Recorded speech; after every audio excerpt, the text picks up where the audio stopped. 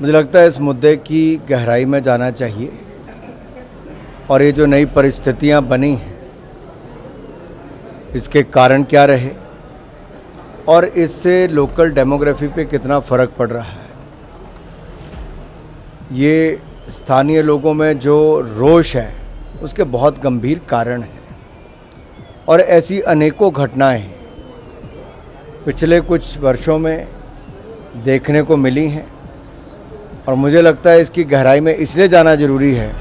कि भविष्य में इस तरह के प्रयास आगे ना किए जाएं। है कि जैसे कर्नाटक वैसे ही हिमाचल प्रदेश में कांग्रेस की सरकारें पूर्णतः फेल हो गई हैं। देखिए, इसमें स्थिति बिल्कुल साफ है कि राइटफुल तरीके से और शांतिपूर्ण तरीके से सभी को प्रोटेस्ट करने का अधिकार है और सरकार ने भी ये चीज़ कहा है कि आप वहाँ पे प्रोटेस्ट करिए, मगर कोई भी ऐसी परिस्थिति नहीं बननी चाहिए जिससे हमारे शांतिपूर्ण माहौल में कोई वहाँ पर जो है खराबी आए या उसमें कोई इफ़ेक्ट पड़े। उसके लिए वहाँ पे प्रिवेंटिव मेजर्स पुलिस द्वारा लिए गए हैं और वहाँ पे धारा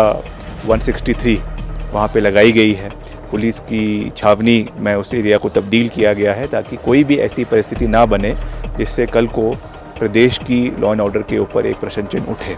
बाकी जहाँ तक उस अवैध भवन के निर्माण की बात है उस पर, क्योंकि वो मैटर सब जुडिस है, म्यूनसिपल कमिश्नर के कोर्ट में है, वहाँ पे उसकी हियरिंग होगी तो उसके बाद निर्णय सरकार लेगी। और हमने बिल्कुल साफ तरीके से कहा है कि अगर वो अवैध पाई जाती है तो निश्चित तौर से 100% उसके ऊपर कार्रवाई होगी और उसको जो है कानून की प्रक्रिया के माध्यम से उसको डिमोलिश किया जाएगा। मगर that is a step that will be taken once the order of the municipal commissioner comes. उसके पहले उस पर कार्रवाई करना उचित नहीं है। हम सबकी कदर करते हैं, सबकी भावनाओं की कदर करते हैं और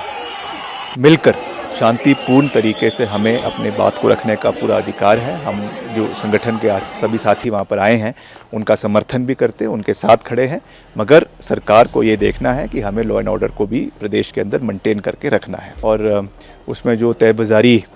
के जो आपके वहाँ पे हॉकर्स है उनको जो शॉप्स एलोकेट करनी है आने वाले टाइम में, उसमें निश्चित तौर से सरकार उसके ऊपर एक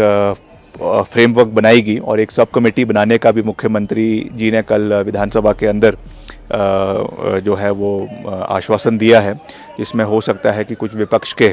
साथी भी उसमें कमेटी में लिए जाए और उनके बेसिस के ऊपर, उनके सुझावों के ऊपर हम आने वाले समय में कमेटी का गठन करेंगे और जितने भी ऐसे माइग्रेंट वर्कर्स बाहर के राज्यों से यहाँ पे आ रहे हैं उनकी प्रॉपर वेरिफिकेशन होनी चाहिए, उनका प्रॉपर डॉक्यूमेंटेशन होना चाहिए, क्योंकि कई लोग आते हैं अलग अलग नामों से यहाँ पे आते हैं तो उससे निश्चित तौर से एक डर का माहौल यहाँ पे स्थानीय लोगों के बीच में है, खास करके महिलाओं के बीच में है। इसलिए उस दृष्टि से इसको देखने की आवश्यकता है। उसके लिए जो भी प्रिकॉशनरी मेजर्स सरकार को लेने हैं वो निश्चित तौर से सरकार लेंगी और इस चीज़ में मुख्यमंत्री जी ने भी कल विधानसभा के अंदर हामी भरी है। तो मैं समझता हूँ कि जब सरकार मान चुकी है तो निश्चित तौर से उस पर कार्रवाई होगी। निश्चित तौर से मुझे विश्वास है कि अपना अधिकार सबको रखने का, अपना प्रोटेस्ट सबको रखने का अधिकार है। वहाँ पे पीसफुल तरीके से सब अपनी बात को रखेंगे, मगर ऐसा कोई माहौल ना बने जिससे, जैसा मैंने कहा, कि प्रदेश कलंकित हो और इस तरीके की कोई परिस्थिति ना बने। इसके लिए